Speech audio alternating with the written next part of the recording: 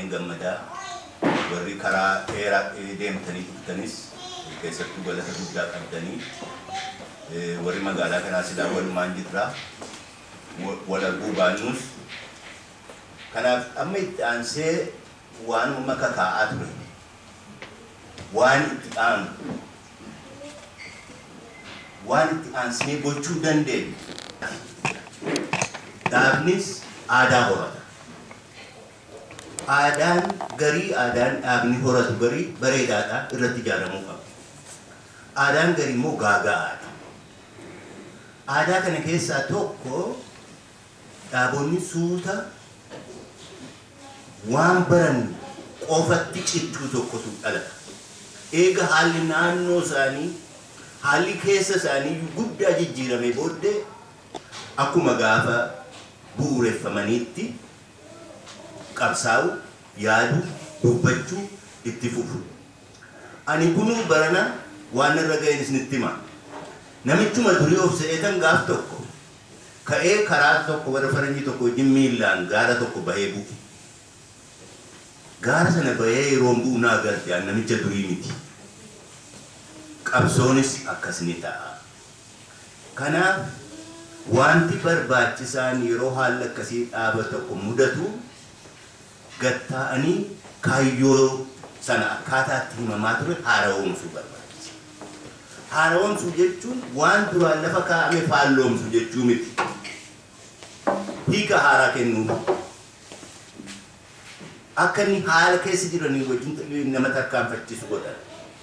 Nuti amma qabsoon keenya haala rakkina akkasii keessa waan seene waan nu fakkaatu kaayyoo qabsoo bilisummaa Oromootiif hiika haaraa yoo kennineef qabsoo keenya ni haara'oomsa. Deebisee ni dardaroomsa. Namni isaallee dardaroomuu qaba. Namni akka keenyaa kun yeroodhaan karaarraa maquu qaba. Dhaloota haaraa qopheesseetti dabarsuu qaba. Garuu waanuma dhaalchifnu dhabne amma waanuma ilma lafaa qabnutti kana kunooti waan si dhaamnu waan jennu dhabne dhaamsa kun amma dhaamsa nama dullachaati. Jijjiirraan fiduuf deemnu akeeka afur rukutuu qaba. Tokko milkii addi bilisummaa Oromoo qabsoon bilisummaa Oromoo 70 amma 90 galmeeffate irratti kan ijaaru ta'uu qaba. Lammaffaa ejjennaa warra duraan nu bulchaa ture ejjennaa warra nu bulchaa jiru qeequu keessaa kan maddu ta'uu qaba.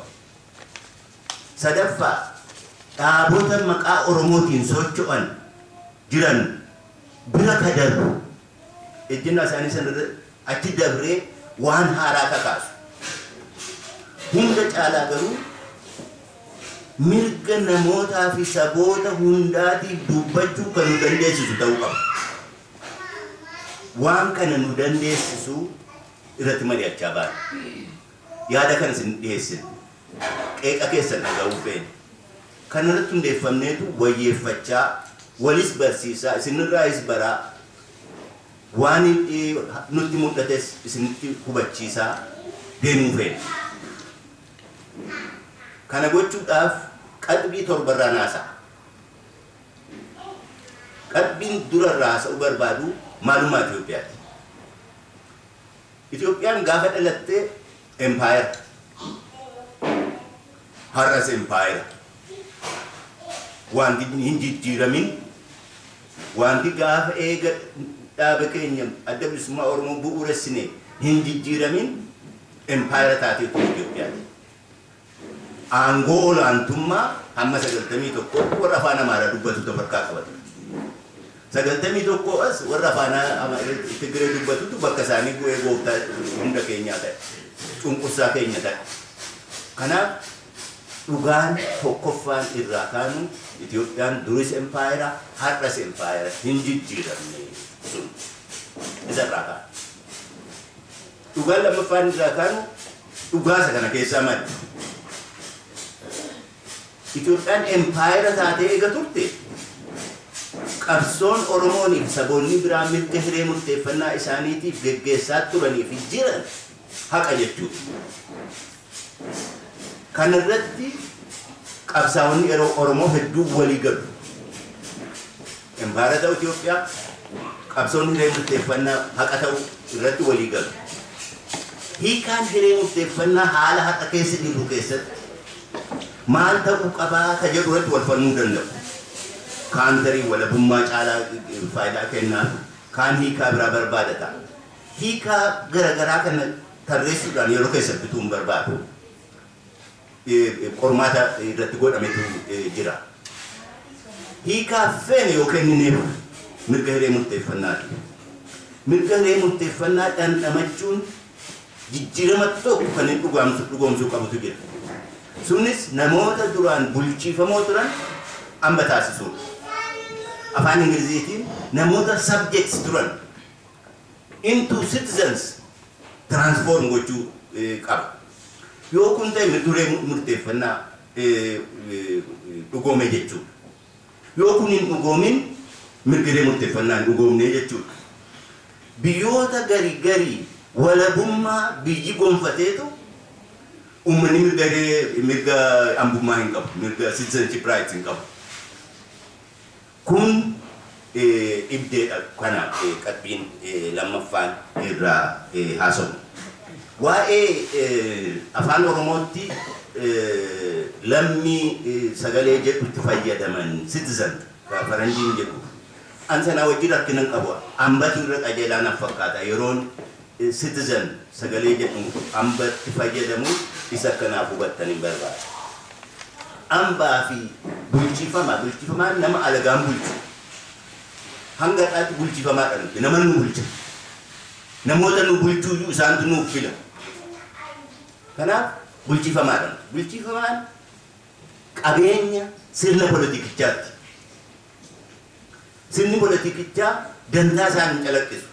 Eenyummaa isaa hin mul'isu. Nu kaamsa malee. Amma garuu biyyichi kasaati inni ka biyyichaati.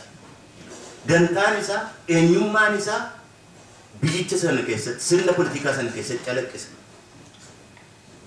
Bulchifamaan dirqama qabalee mirga hin qabu. Mirga tokkollee hin qabu. Hambi garuu mirgas qaba dirqamas qaba. Waan mirga qabuu fi dirqama irraa eegamu raawwatu. Garaagarummaa kana hubachuu barbaachisaa. Mirga hiree murteeffannaa yoo dhugoomfanne bulchifamaa ta'uun keenya hafee hamba gaafa taane booddee akka sanatti hiikaa sana fudhachuutu haala amma keessa jiru keessatti hiikaa gurguddaa furmaata garagaraa nuuf fida ka jedhu irra geenyee jirraa jechuudha. Qabxii sadaffaan irraa kaanu waa'ee dhuma mirga hambummaa kana ilaala. Citizenship rights. Citizenship rights dhalootaan babal'achaa dhufan. Sadarkaa duraatti kan dhalate mirga siviilummaa jedhama. Civil rights. Isaan kun seera duratti hojjeta ta'u eenyummaan namaa akka hin balfamne saalaan haa ta'u, sanyiidhaan haa ta'u, amantiidhaan haa ta'u seerri hundaaf wal qixa ta'u hundi seera jalatti bulu isaan kana. Mirgoonni warri sadarkaa duraatti dhalatan mirgoonni siviilummaa kun dhalachuun mirgoota gosa lammaffaa maddisiisa. Isaan sunis mirgoota politikaa jedhaman. Mirgoota politikaa ka jennuun jaaruuf ijaaramuu, yaada ofii ibsachuu, filuuf filamuu isaan kanatu madda. Lola addunyaa lammaffaa booddee jeeqama sana maddisiise irraa ka'uudhaan mirga gosa sadaffaatu dabalama.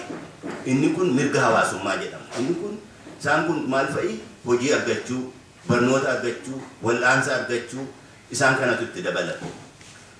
Eega lolli qabbanaa waan dhumate as ammoo mirgoota gosa arfaffaatu dabalama. Isaan kunis mirga afaanii, mirga aadaa, mirga of bulchuu. Mirgoota gosa afur babal'annoon inni dhumaa kun namoota baay'een hin fudhan. Mee akkamitti warra Habashaa lamaan irraa adda taanaa jennee sadarkaa kanatti dubbannu. Sadarkaa kanatti warri afaan Amaaraa dubbatu amma mirgoota akka nama tokkotti qabnu ka sibiilummaa ka politika ka hawaasummaa nu abdachiisaa jiran amma silaa waan goon isaan kan jiru abdachiisuu homaa waan isaan rakkisu hin jiru garuu mirga afaanii fi aadaa lakkisaa jedhu yoo sana dhiiftan mirgoota keessan akka nama tokkotti isiniif kabajnaa wannoo isaanii yoo laaltan kana durraa mul'ata walitti jireenya kan isaan jedhan mirga aadaa fi afaanii keessan isiniif kabajni sanumatti kuufaa yoo nuti mirga akka nama tokkotti qabdan isin jala afaan lomsine nurra laalinaa jedhu hojiidhaan kan isaan mul'isan nuti garuu hundisa afranuu kabajamuu qaba kabajamu malee mirgi guutuu hin ta'u ejjennaa kanatu humnoota duraan biyyicha bulchaa turanii ammas deebi'anii bulchuu barbaadanii fi warra immoo hadha biyyicha bulchaa jiran irraa adanguudha. Qalbiin arfaffaan irraa kaanuu waa'ee federeeshinummaadha. Itoophiyaan 91 booddee akka federeeshinii sabootaatti caaseffame. Federeeshinii sabootaa taatee mul'ata. Kun ejjennaa qajeelaadhaa jenna. Kun arjummaa Tigree miti jenna. Milkii qabsoo keenyaatii fi saboota biraati. Isaan barbaadanii itti yaadanii kana fidanii Oromoodhaaf, Sidaamaadhaaf, Walaayitaadhaaf waan isaan beekanii miti. Milkii qabsoo keenyaati. Yaadichumayyuu heerarra kaa'uu keessaa harka qabna ture. Garuu wanti badee dimokiraasiin federeeshinii malee jiraachuu danda'a. Federeeshiniin garuu dimokiraasii malee hiikaa hin qabu. Federeeshinii wayyaanee federeeshinii dimokiraasii maleessa dimokiraasiidha hin qabu. Nuti biyyi sun dhugaatti federeeshiniis dimokiraatawaas akka ta'u barbaada. Warri Amaaraa kan isaan jedhan federeeshiniin kun diigamuu qaba. Baantustaan aadaa isa sirna hamma 91tti ture. Biyyichi biyya saba tokko afaan Amaaraa dubbatu tikka deebi. Isa kana barbaada. Sanas mormina amma jiru si mormina garuu yaadichi tarkaanfii qajeelaa akka ta'e yaadicha lafa kaa'u keessaa ka qooda qabnu akka turre hubachuurraa kaanee federeeshinicha akkasitti ilaallaa wayyees waan hafe waan irraa hafe guuttachuudhaan biyyichi biyya federeeshinii biyya dimokiraasii akka ta'u irratti hojjenna. Kana yoo goonu qabsoon keenya amma akka amma jirutti akka har'aa deemaa turetti akka waan dantaan saboota biraa ollaa keenyaa nu laallee sochoon sun qajeelaa natti hin fakkaatu. Oromiyaan walakkeessa biyyichaa bahaa hamma dhihaatti diriiree kaabaa hamma kibbaatti diriiree jira. Ollaa baay'ee qabna. Ofii keenya dimokiraasii hawwina. Dimokiraasiin keenya of keessatti nagaa kan qabaannu godha. Ollaan keenyas akkuma keenya yoo sirna dimokiraasii hin qabaanne nagaa qabaachuu hin dandeenyu. Jaziiraa dimokiraasii ta'uu hin dandeenyu. Aayilandii dimokiraasii ta'uu hin dandeenyu. Kanaaf olloonni keenyas akkuma keenya mirga nuti hawwinu kan akka isaanis qabaatan akka wal qixa taanee jiraannu wal kabajaadhaan walii wajjin bullu isa kanatti tarkaanfachuu barbaachisa. Akka saba bicuutti of ilaaluu haa dhaabnu. Akka saba guddaa tokkootti gaafatamis nurra jira. Keenya qofa haasa'an oollu. Waanuma ofii qofa waan haasa'aa oolluuf afaan wal keessa garagaggallee wal dhabaa jirra. Jennaan inni qabnu tokko isa kana. Lammaffaa qaxbii shanaffaan ani kaasuu garaagarummaa higga mangistii fi heera. Afaan Amaaraatti constitution isa faranjiin jedhu. Nuti amma sagalee afaan Ingiliziitti constitution jedhamuu fi sagalee qabna. Heera. Afaan Amaaraatti garuu hin jiru. Higga mangistii jedhan. Higga mangistii fi heerri garuu garagara. Higga mangistiitu tolcha. Namicha mangistii ta'etu tolcha. Ofitti safaree qixa isaatti qopheesseetu hodhee baasa. Heerri mangistiidhaan tolfamu. Mootummaadhaan tolfamu. Mootummaa maddisiisa malee. Heera irratti hundaa'eetu namni aangoo fudhata. Murni tokko aangoo fudhata. Heera dursa. Higga mangistii garuu mangistiitu dursa. Kanaaf hanga irraatti Itoophiyaan heera qabaattee hin beektu ejjennaan keenya jahaffaan higga mangistii malee. Kanaaf heera uummata hundaafuu tolu. Saboota hundi sagalee isaanii itti kennatan. Hunda walqixa tajaajilu. Eenyummaa hundaa walqixa mul'isu. Heera akkasii akka dhalatu gochuu barbaadna. Heera akkasii dhalachuun furmaata fidu garagaraa ni qaba. Kunis qalbii sattaanuu ilaala. Tokkummaa Itoophiyaa. Tokkummaa Itoophiyaa kanaa warri keessattuu afaan Amaaraa dubbatu isaan malee namni biraa waa'ee tokkummaa Itoophiyaa namni cinqatu hin jiru. Isaan nama akka isaanii waan haasa'an ganamaa galgala Itoophiyaan dinnat, Itoophiyaa winnat jechaa oolu. Nuti ka jennu Itoophiyaan takkaa tokko hin taane. Itoophiyaan mana hidhaa sabootaati. Mana hidhaa gariin keessa turtanii hattuutu jira. Saamee ka dhufee jira. Nama ajjeesee ka dhufee jira. Poolitikaadhaan kan hidhamee jira. Waliin fedhu. Waliin wajjin dantaa tokkollee hin qabu. Marfamee nama qawwee qabuun tifamuu qofa wanti tokko isa taasisa. Saboonni biyya Itoophiyaa keessa jiran isaa gar'aa kan isaan tokko isaan taasise humnaan qabamanii, humnaan ajajamanii, humnaan waliin bulfamuu qofa. Kun jijjiiramuu ni danda'a. Jijjiiramuu ka danda'u akka nama jedhe higga mangistiin hafee heerri yoo hojiirra oole. Heerri sabooti hundi idda bu'oonni saboota hundaa irraa qooda fudhatan yoo dhugoome tokko kan isaan taasisu heera sana ta'a. Gaafa biyya Ameerikaanii har'a United States of America jedhamu dhalatu kolonii 13 turan. Koloniin kun 13 adda adda. Garuu heera tokkicha tolfatan.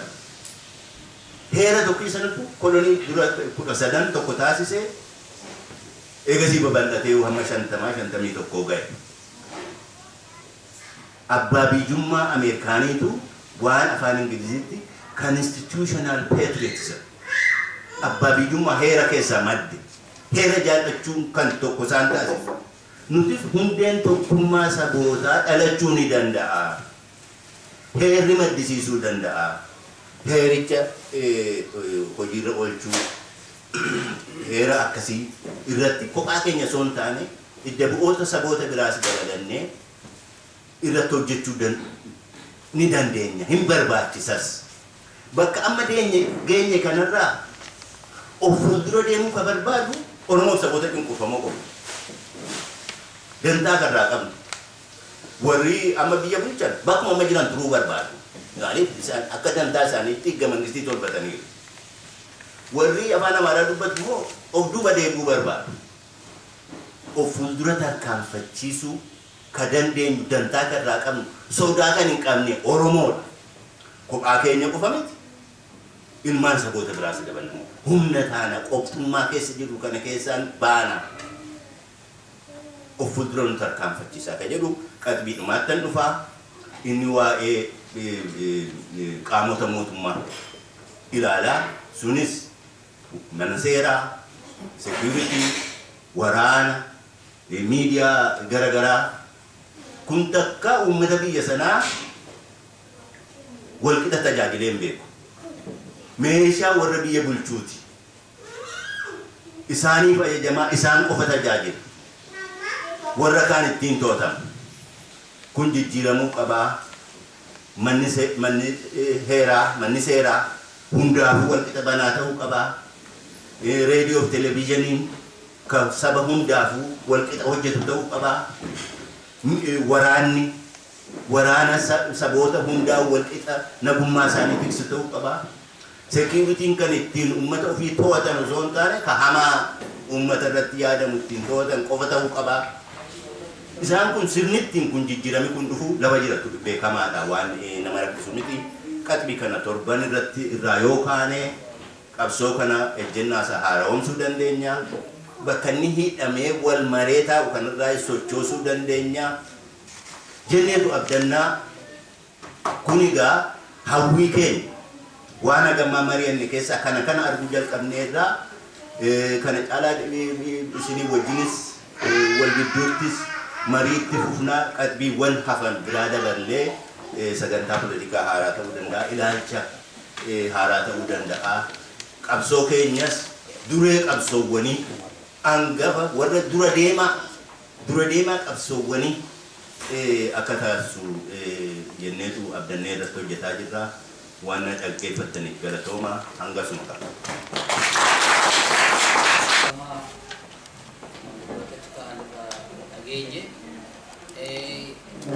Yaada ifanaan taane tokkotu jira.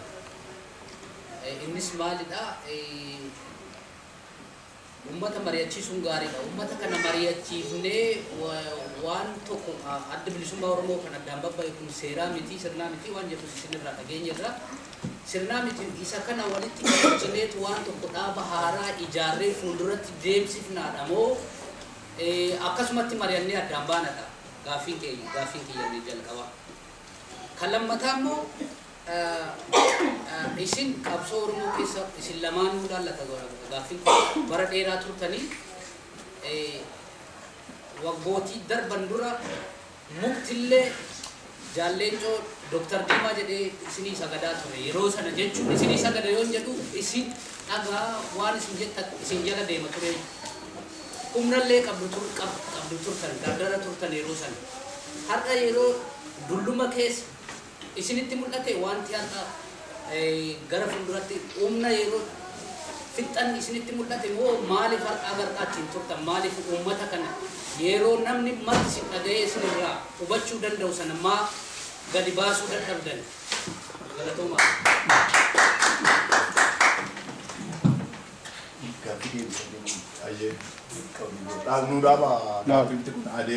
Laki sadaan tokko foto. Jalaa deebi'ee gaariidha. Jalaa deebi'u. Kenniisa.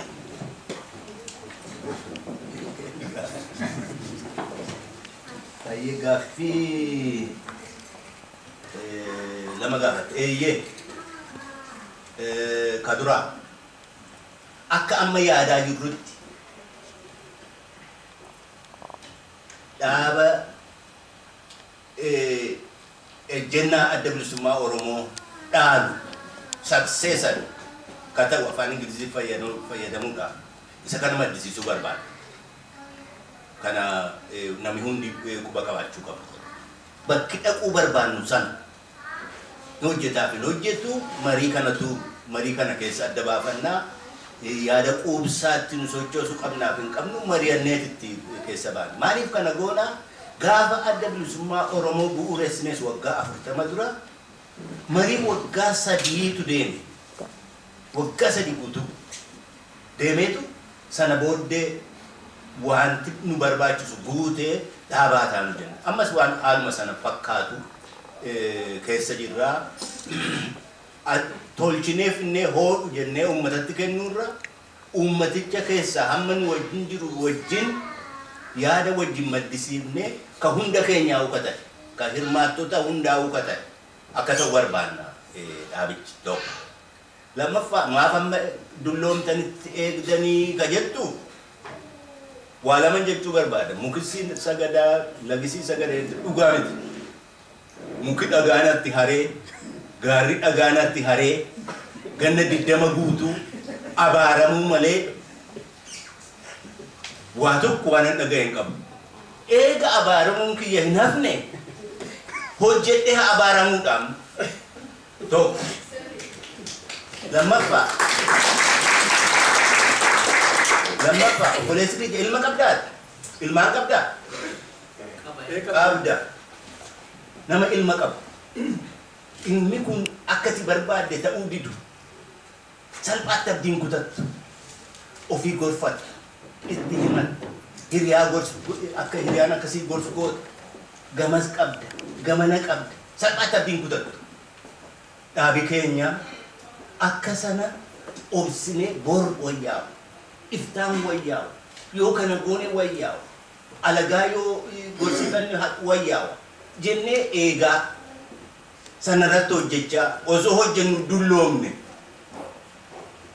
kanaaf waan haqa lafaa kaanee hojjennee miti waggaa an keessattuu 99 irraa jalqabee hoogganoota dhaaba kanaa sadarkaa garagaraatti yeroo garagaraatti haallitti deemaa jirru kun akka nun baafne haarawamuu akka qabu takka afaan keessan qaban dhoksaa qofa miti barruudhaanis barruu afaan biraattis bahee faca'e kanan immoo harkaan jiratti kenne dhiheessaa yeroo fudhannee yeroo keessa bayyeessina abdii kutachuu dadhabuudhaan amma eega inni iyyuu 4-5 ta'ee booddee abdii kutachuu irraa hiikaa keessatti murtii ammaa kana fudhannee deebiin kiyya kanu dhimma wanti dabalatu.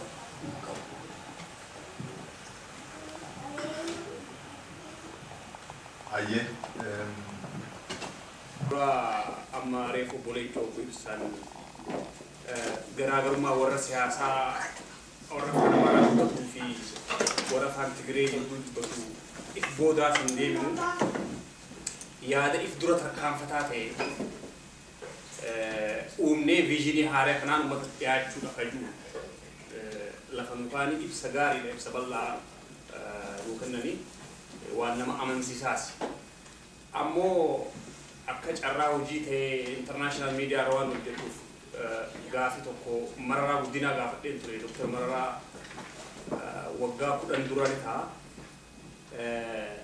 ani akkinitti dhiyaadhe Dr. Mararaa eega mormii siyaasaa opiniyooti quufan qabneesin addi bilisummaa Oromoo kan uummannis alaa keessatti beeku ni jira maaliif dhaaba haaraa hundeessuun barbaachise gaafii guddaan kan dhiyeessee fi achirratti waan Dr. Mararaan naa ibsan hedduu yaada kanaa walitti dhiyaata. Akka isaan ibsanitti biyya kana keessatti falli siyaasaa Itoophiyaa dimokiraateessuu ABO'n ammoo gaafii uummata Oromoo qofarratti xiyyeeffatee fi yoo danda'ame fotteessanii biyya kophaa hundeessuu Riippaabilikii Oromiyaa hundeessuu kayyuu gaafii duraa qabatee hin deema kun ammoo anaaf ittin saalfadhaa humni Oromoo tokko biyya kanaan fottoisa je'ee qabu na saalfachiisa hanga yuutti ga'e inni Oromoon utubaadhaa biyya kana keessatti dameetu fottoqa malee utubaan gara fottoquun qabu gaafiin keenya ta'uu ka qabu inni afaan Amaaraatiin bakkuma taachee inni salaf yaadayuun ibsaa yoo dhaabbata keenyaan hiriirre Oromoon dhaabbanni isaa dheeraa waan ta'eef dura dhaabbata kanaafuu akka heddumina keenyaatti qooda maajoritiin qabu argannaa bifa kanaan deemuu qaba malee kanas adda bilisummaa Oromootiif gaafa buulallee jiran propozaala bal'aa qopheessee kenneetiif hin jira fudhachuu dhiisii deebisaa quubsaallee hin arganne kanaafin gara dhaaba kan hundeessu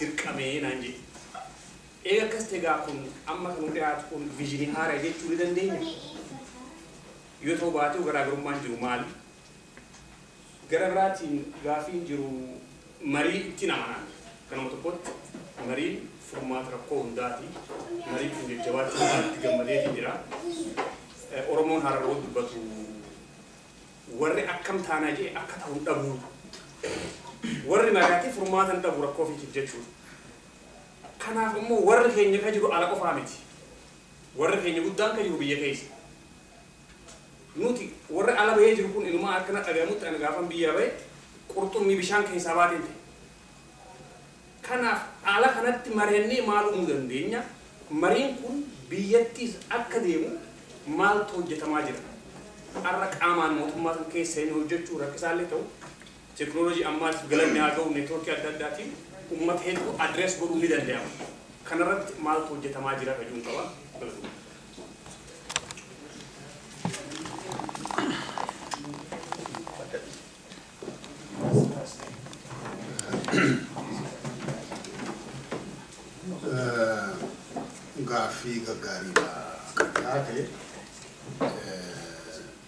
akka tokkotti gaaffii lamaan karaa biyaan kaaftes kaatee maayirraa kaaftes waliin dhiyaata.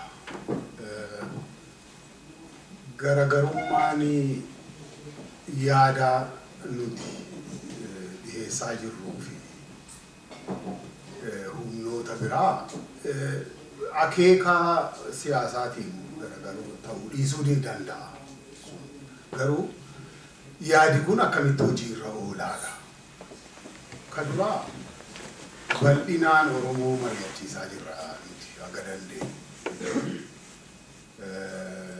Jaarmiyaa siyaasaan tolchine gara jaarmiyaa siyaasaa tolchuutti deemuu danda'a. Mariin kun wayyamni nama keenyaa oo gara sanatti akeeke gara sanatti deemuu danda'a. Kanaan dura jaarmoota ijaaraman yoo ilaalle garuu tolcheetu namuu fixee sagantaadhaan itti bahee kunuuti kana fudhadhaa jedha. Akki kun kanaan dura hedduu fagoo nu geessine gubbaarraa gadi tuuntan mee godaa oola yaalluu ka jedhudha akki ammatti jiru. Kana keessas immoo Oromoo haa humneessinuudha. Amma gaaffii Raabiyaan kaafteefis waan waggaa 10-20 har'aa argan qofa utuu ta'in har'umarraa bakka jirrutti Oromoo haa humneessinuudha. Ka ala jirrus ka keessa jirrus. Uummanni Oromoo humnaawaa adeemuudha. Amma fakkeenya tokkoon isin kaasa. Supreme Council for Islamic Affairs jedhamu jira biyya Itoophiyaa. Nama Musliima biyya Itoophiyaa keessaa Oromoon hagamtaa isin fakkaata. Dhibbatti yoo xiqqaate gara 80 yoo ta'an fakkaataan.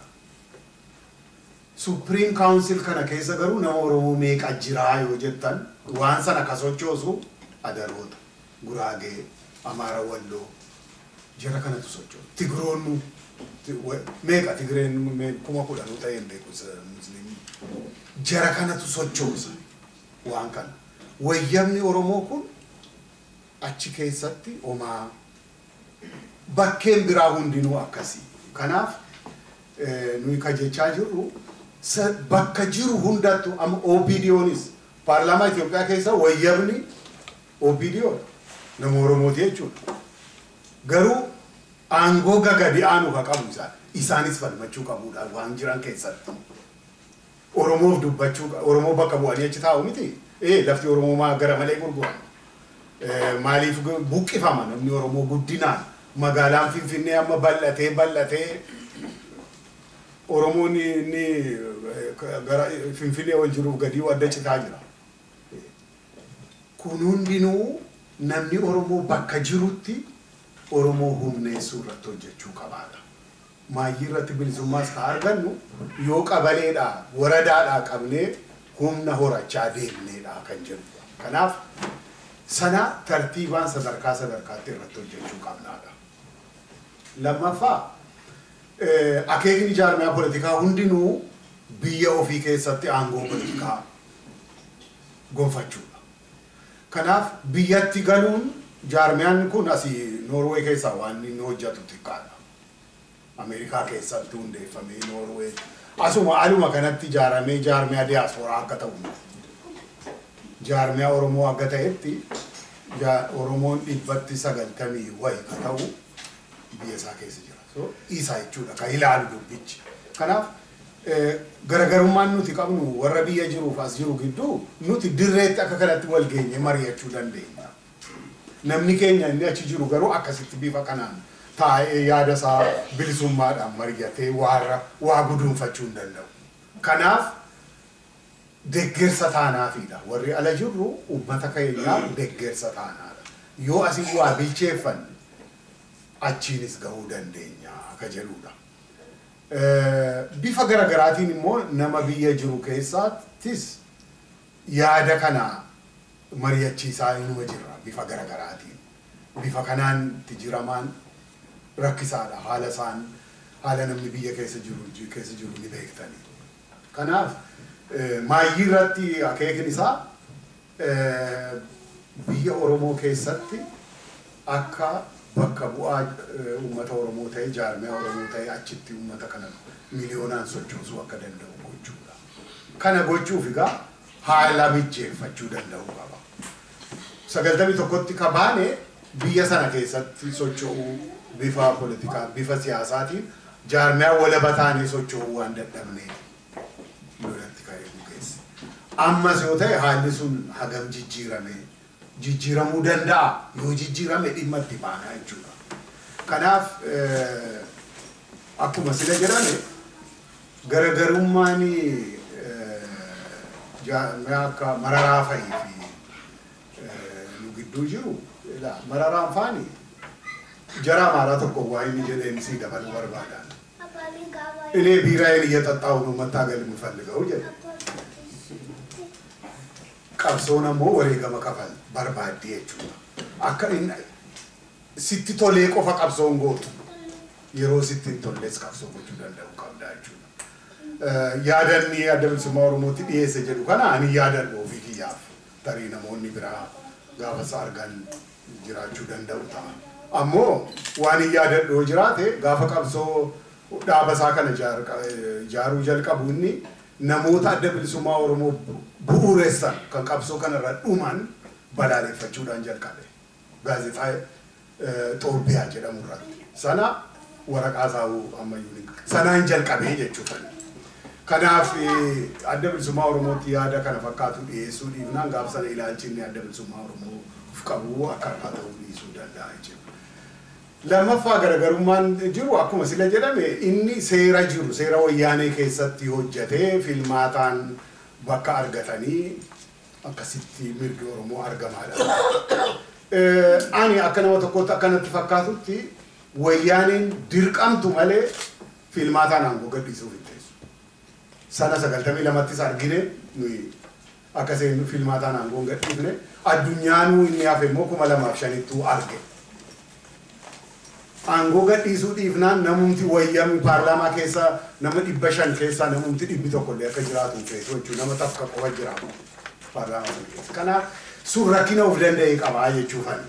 Kanaaf nuyi ani akkana fakkaatutti tooftaa kamiyyuu lagachuu hin qabu Oromoon hin qajeelu. Tooftaa ittiin qabsaan kamiyyuu lagachuu hin qabu. Ammoo kana qofatu na baasa jedhees immoo itti cicceetuma waan hin baafnetti bara itti fixuus hin qabu jechuudha. Akka yeroo haalaaf mijatutti ilaallatee socho'uu danda'u qabaadha. Egaa walumaa gala akkamitti Oromoo empower goona bakka jiru hunda sadarkaa jiru bakka hojii politikaas hin ta'initti empower gochuu naannoo jirruttis akkamitti opportunity biyya kana jiru akkamitti dhimma itti baanaa waan nummaanuu kaas jiru. Opportunity baay'ee jira barnoota jira teknikiidhaan of guddisu kan akkamitti walii himna. Ijoollee keenya akkamitti waan kun mataa isaa walitti ida'amee walitti dabalamee Oromoo hundeessuu danda'a. Kanaaf akkasi bal'ifnee ilaallu jechuun barbaada. Waan tokko kan inni hin tuqin waan lafa gurguramu. Wanti lafa gurguramu kuni Itoophiyaa qofa miti. Biyyoota baay'ee keessatti dhalachaa jiru. Maddi isaa globalizationidha. Ani globalizationii maqaa dhoofnaan xaaxaa meeqan irra gahe qabsoo kana keessatti. Waan balaa ta'e keessaa tokko kunoo samma lafti gurguramu. Akkuma kana immoo waan aanjaa ta'es ka fiduu ni qaba sirni kun. Nuti garuu lachuu saayyuu ilaalaa hin jirru. Ka qabsichuu keessa deebi'amee ilaalamuu qaba jennu diina kanaan dura hin turretu har'as nu bahaa jira. Wayyaanee qofa ilaalaa jira. Wayyaanee iyyuu akka Mangistuu lolleetti akka Haayile Sillaaseedhaan morminetti mormuu barbaanna. Amalli isaanii garagara. Wayyaaneen karaa qabsoo hidhannootiin aangootti dhufu. Karuma kanarra olitti adeemuu barbaanna. Karaa iseen beektu. Ni akkasillee maqnee waan biraa barbaannu akkas gorree waan biraa barbaannullee waliin jechaa hin jiru. Waan amannu jechaa hin jiru. Waan jennu immoo amanaa hin jiru. Kanaafitu marii keessa tooftaan garagaraa bahee akkuma diimaan jedhee qabsaa'uudhaaf waan sana keessaa tokko waa'ee lafaa jarjarsiisaa dhuguma akkati jedhu ilaalcha argachuu qaba. Wanti biraas kan sana fakkaatan baay'ee. Fakkeenyaaf gaafa wayyaaneen dhuftee biyya fudhatte lakkoofsi uummata Itoophiyaa miliyoona 50 har'a miliyoona 80 gaheera. Ganna 20 darban keessatti nama miliyoona 30 dabalame jechuudha. Lafti garuu hin bal'anne. Lafti ammatti hin jirtu seema durii san iseeduma adda qooddatee Oromoo nyaachuutti dhibdee biraati kun. Kunilleen ilaalamuu qaba. Isa kana kan nuti kakaasaa jiru. Hin gallu warra galu. Warra hin galu kan jedhamu jira. Warri galu sodaataa akka kennee galuuf deemu. Warri hin galu jedhu immoo jagna amma dhumaatti aluma kana anis ala kana jira innis aluma akkuma koo ala kana jira.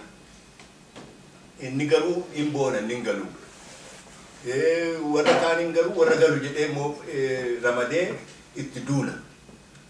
Ani halkan tokko ala kana buluun barbaadu. Dhugaa isiniif himuudhaaf. Halkan tokko. Garuu maaliifan galaa sana dubbii. Galee garaa kiyya guddachuu garaan asitti na guddatee kana caalaa waan itti dabaluu qabu ofumaa nyaachuu sadoo mataa kiyyaa sana soo ta'e osoo mallas seenaa jiruun gala kamanaa baaneef uummata kanaaf qabsaa'uufi haala amma jiru keessatti achi keessatti qabsaa'uufii dandeenyaayi gaaffii jedhuuf gaafannee deebisuu qabna. Galuun garuu akka yakkaatti fudhatamuu hin qabu. Akka taargetii tokkotti lafa kaa'amee sunis akkaataan itti danda'amu barbaada garuu ka galluuf ummatichaaf qabsaa'u. Waan mararaatti qooda barata diimaan kaasetti. Reefuu isinii tarreessee ejjennaa keenya qalbii torban. Isaan keessaa tokko Itoophiyaan empaayera turte irras empaayera mararaan hin fudhatu sana. Lammaffaa eega Itoophiyaan empaayera taate uummanni Oromoo fi saboonni biraas mirga hiree murteeffannaa isaaniif qabsaa'uun haqa. Mararaan sana hin fudhatu. Akkuma amma diimaan jedhee inni sirnicha keessatti filmaataan hin danda'ama jedheetu itti jira. Nuti immoo sun hin danda'amu jenna. Waa'ee anuma kanatti ijaaramtanii haftumoo biyyatti geessuu deemtu kan jedhu gaaffii garaa deebiinis kenname waa tokko nuti dabaluu barbaada. Warri biyya keessaa warra alaa abdata. As dhaggeeffata. Nuti immoo achi keessaa osoo waa ta'ee karaa nu haxaawee gallee hawwina abjoonna. Kullachuu walitti hidhamuu qaba. Mala dandeenyu hundaanuu bakka lachuuttu qabsoo gochuu qabna. Yoo sochoone inni achi socho'uu danda'a. Fakkeenyaaf OPD'dhuma fudhannu. Dhaabni Oromoo walaba ta'e yoo jabaate OPD'n ija guuttee mirga uummata Oromoo gaafachuuf teessi. Akkuma addi bilisummaa Oromoo salphachaa xiqqaachaa dhufe iseenis achi keessatti salphachaa xiqqaachaa dhufe. Dubbiin walitti dhaadha. Nuti abbaa bilisummaa Oromoo fidu abbaa fedhe haa ta'u karaa fedheen waa dhufuudha kan koo. Kallachaan ofii fiduudhaaf tattaafannaa. Namni biraa akka ijaaramee fiduu hin tattaafannaa. Dhiibbaa gochuudhaan akka inni dhugoomu hin tattaafannaa. Sababa ta'uu qabna. Qaanii xiqqeenya waggoota kurnan darban keessa seenne keessaa bahuu qabna. Hangasuma itti dabaluu barbaade galatoomaa.